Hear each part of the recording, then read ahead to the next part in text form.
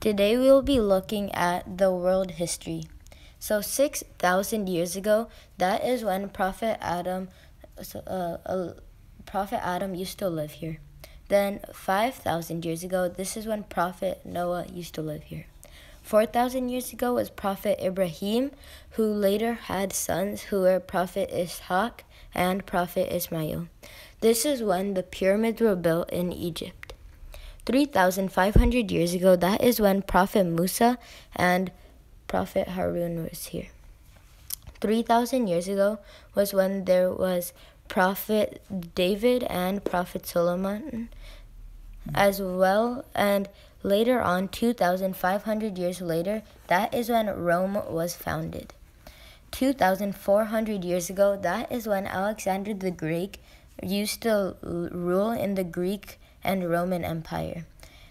In addition, that is where Julius Caesar was. And 2,000 years ago, that is where Prophet Isa was, and that is when the Colosseum was created. 1,400 years ago, that is when Prophet Muhammad ﷺ was born and was here. 1,200 years ago, when Prophet Mansur was here. No, not Prophet Mansur. Khalifa Mansur. Khalifa Mansur. And Harun Rashid, who was the 25th Khalifa. 1,000 years ago was the first crusade. 900 years ago, that was when Genghis Khan ruled. 800 years ago, when there was Maulana Rumi, who lived from 1207 to 1273. Then 700 years ago, that's when Kublai Khan used to rule. 600 years ago, that is when there were the artists Leonardo da Vinci and Michelangelo. 500 years ago, there was the Ottoman Empire. That